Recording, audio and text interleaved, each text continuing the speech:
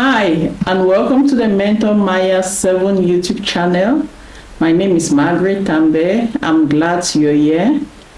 From the title, I'm going to discuss the 6 things that I wish I knew before traveling to the United States of America.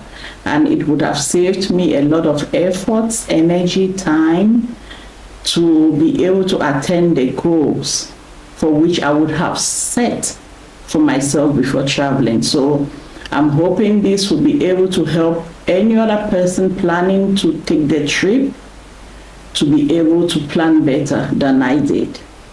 The very first thing that I would have wished to know is that money does not grow on trees.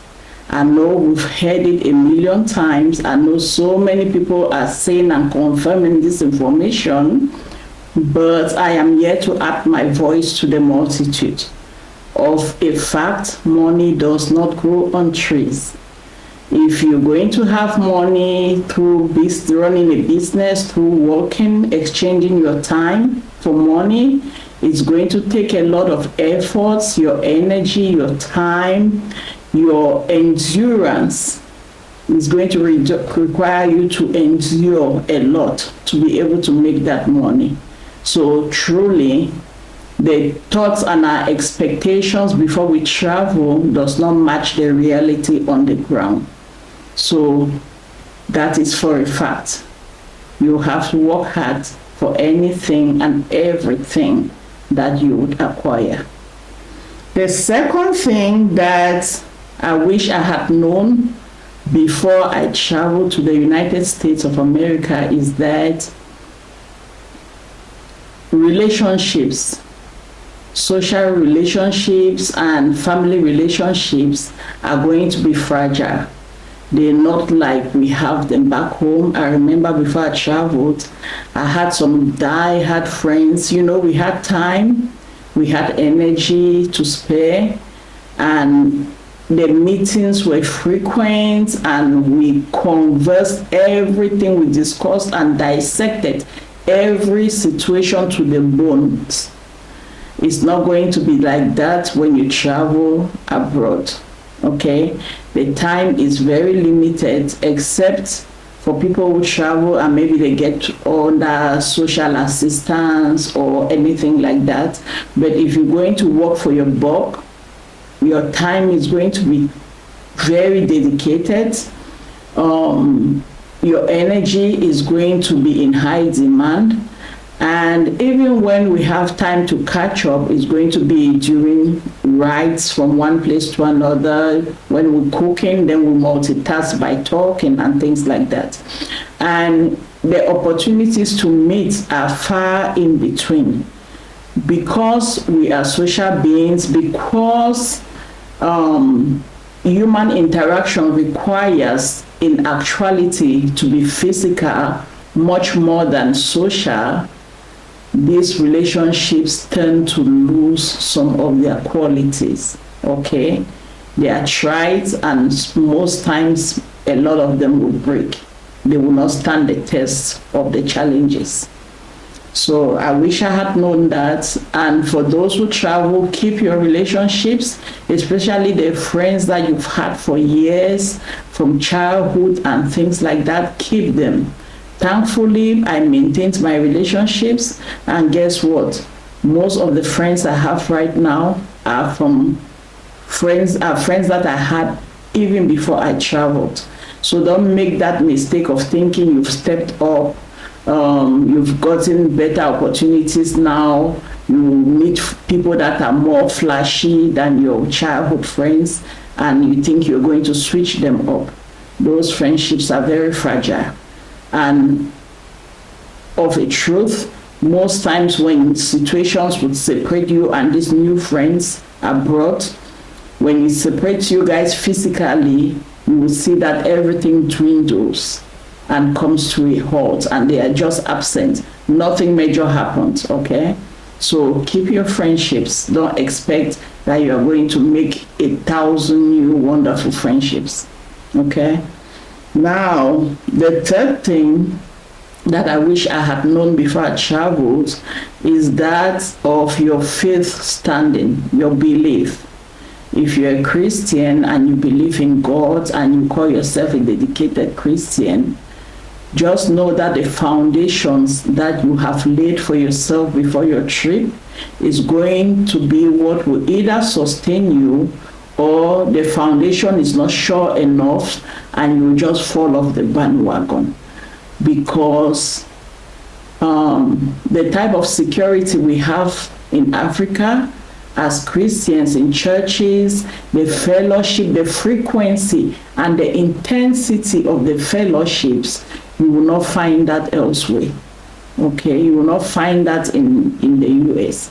Now, most of their churches, you have a few smaller churches where everybody knows everybody, but a lot of the churches are mini mega, medium mega, or real mega churches, in the way that when you come in or when you stop coming, it's even difficult for people to realize, except you've invested many years in it, and by your activities you have integrated them to have a clique, a group of people that realize that you're not around. Okay, and also expect those things that we see prophets and stuff like that asking for money. It occurs even in the white man's land. Okay, we also have bishops and pastors who have prayed, have done this thing for years, where they pray on a piece of cloth and they ask people to go on the line and make phone calls, and they will send you pieces of cloth to as a point of contact. So even the white man does that. Don't think it ends there. Don't go there trusting them all like that. You should be able to have the spirit of discernment as a Christian. And then another thing too, even like back home, you see in churches there's a lot of division by the cliques, by the social standing and stuff like that. It happens even abroad too.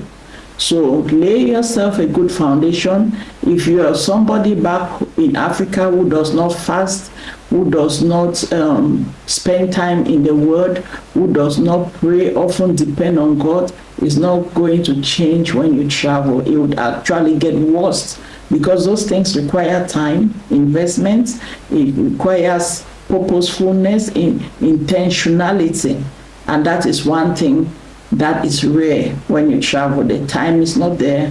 There's so much demand on your attention that these other things tend to dwindle to the background. There are rare cases where you could travel and you meet like a really, really grounded Christian, and they would help wedge you and walk with you to greater heights. Okay, but apart from that, most believers, it just goes like a lamp. Slowly it runs out of fuel. So if that is bad news for you, which I hope it is, then do your best to lay your foundations while you still have support and time, okay, to invest in the Word. Now, the next thing, the fourth thing that I wish I had known before I traveled is that my health, physically, mentally, psychologically, emotionally, was optimal before my trip. Why is that? It's because of the food. It's very true what they say about the food. In the US, it's even worse. In Europe here, it's medium. The food is not good. Too many hormones, chemicals, and everything in it. Added substances. When an orange needs to be sweet, is like the type of sweet that you think you're sucking on actual sugar. So the food is not good. You hardly have 8 hours of sleep, or even 7. If you're somebody who has been so disciplined and you're still getting 6 hours of sleep, then you have done well. So you have that. Sleep is reduced. Physical energy, just running around, sitting in traffic, the lack of interaction with people, You're missing your homeland, homesickness, you're missing your parents if they are far off. It's a lot of things that come into play, okay? And your health will not be that optimal anymore from tiredness. I remember when I was there, headaches, there were years where I used to have like 2 years in a row. I would just have this constant headache. And that was from being exhausted. Yeah, you're just running on empty. So the weight gain is true, it's going to happen. So all these factors, night shift pays better. Sometimes when your back is against the wall, you think it's a wise decision and things like that. So your health will not be optimal after you travel. Now, the fifth thing, and to me, this is the most important thing that I wish I had known before I traveled, is on skills acquisition, okay? I've worked in hospitals with nurses that one was from Cameroon, one was from India. They were actually medical doctors before they traveled, and for some reason, they did not integrate the medical field of the United States of America. They ended up being doctors. And being nurses and working with us as nurses and earning a nurse's salary, which is a big difference from that of a medical doctor. Now, also, there are two types of skills acquisition. Okay, first of all, let me just take off the people that are having English degrees and all those things. If you have those degrees, except you go to have a PhD to be able to teach, if you're a school teacher, they don't make much. You can find out that information on your own. Now, and the flexibility is not much too. Now there are two types of different other skills acquisition. You have one that is marketable for employment, like nursing, and then you have one that is available, is possible for you to be an entrepreneur, a business owner, like mechanics, auto mechanics, being an electrician, you can be employed too, but you can easily start off a business based on that. Skills that really require your hands to work, handymanship and stuff like that, being a plumber, those are things that are easy to integrate into the entrepreneurial world and start your own as the owner of your own business, which would be more lucrative, maybe more demanding, but also more lucrative. The employable skills like nursing is also demanding, but less lucrative if you compare it to the others. So skills acquisition is very important. For example, if I had learned sewing to a very good level and my skills were so good, and if I went to the US and I opened a shop, I would think that I would be making 2 to 3 times what I would have made, what I was making as a nurse, just being a tailor, okay? So look into those things before you travel. How much time do you still have? Get you some skills. Now, the last thing that I wish I would have known, and it would have prepared me better, like I would have had a plan in place before I traveled, and when I hit the ground, I would have hit the ground running. That is the fact that traveling abroad, Japan or falling bush should be a medium-term plan. Medium to long-term plan, but it shouldn't be a lifetime plan. Okay, as we get older, we realize, most people by surprise, that when you start hitting a certain age, you start longing to be in your fatherland. You start longing to go back to your roots for some reason. Okay, I think it is an evolution thing in us, so that we don't forget where we come from at all. Now, if I had known that this was a medium to long-term plan, all those 15 years I spent there, I would have started early, because in actuality, I prepared for like 5 to 6 years for my return. If I had used all the 15 years, knowing that I would have the desire to go back to my homeland, I would have used those 15 years differently. There are a lot of decisions I would have taken differently.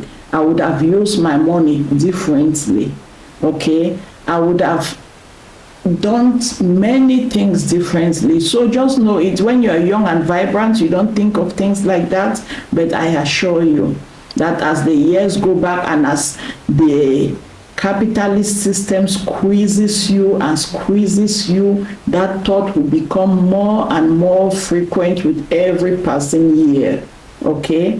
And there's just going to be a point where you're like, you know what, I need to go. Now the sad part comes when it happens like that and you have nothing to fall back on. Now you stay by obligation. Here where we live in Germany, I've seen several times people in their late 70s, 80s, Africans, and my heart bleeds with hauling heavy bags from the shop. Sometimes it's winter, they are covered to here, and they are all hunched like this, pulling these heavy bags, trying to catch the bus, and my heart bleeds. Why? Don't be that youth. Do not be that youth. Know that retirement will come. For those of us who are blessed, will be retired, okay? Because it's a blessing to be aged, to get aged, and to even see retirement. Many people don't have the opportunity. So know that those days will come when you question yourself what you've acquired, what do you have to fall back on. And if you already know that even before you travel again, you will do a lot of things differently. And you will not get carried away, you will not get distracted. You'll be focused no matter what anybody says, because you know what the long-term plan is, okay? Now, to conclude, I would say that, as I've said in my previous videos, please travel. We encourage the young people to travel.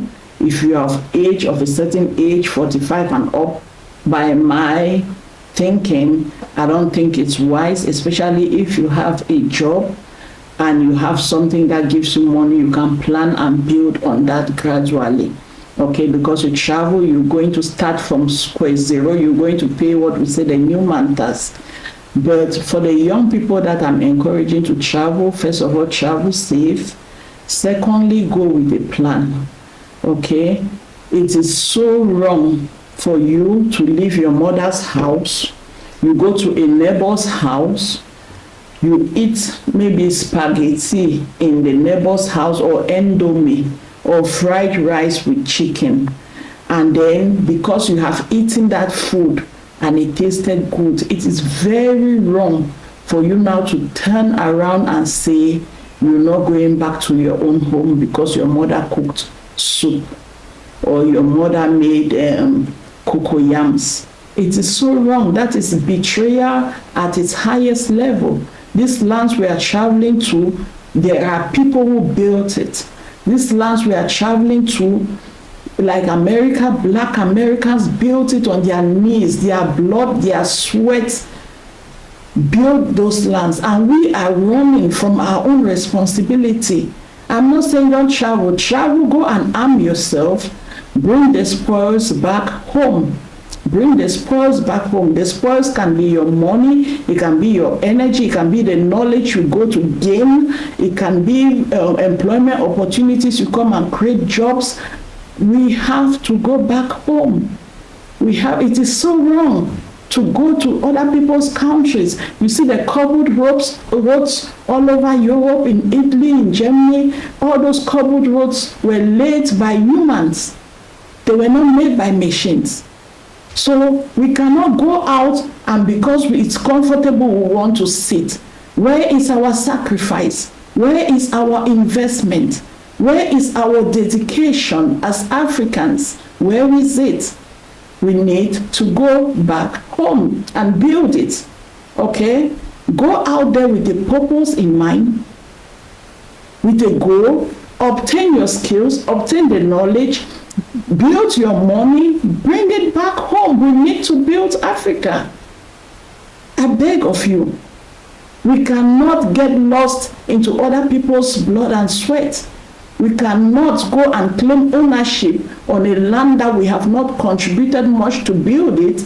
Granted, we are paying taxes now, but this system of even paying taxes was built by some group of people who had love for their country and for their continent and for their nations and for their people. Okay, how much taxes do we pay in Africa? We all evade it. We all home ownership taxes, business ownership taxes, we all evading it. Yet we complain. Granted, our leaders don't make it easy. But on the flip side, we are also part of the problem. So please, I beg of you, we need to put our hands together. We need to put our heads together. We need to go acquire whatever we can acquire and we go back home. While we still have the resources and the energy and the time.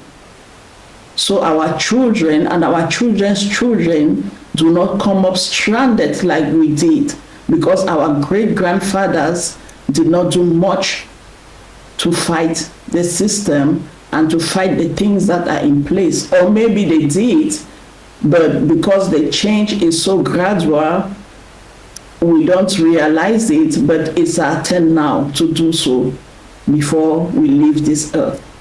Thank you so much for watching. I will see you next time. Have a wonderful day. Ciao.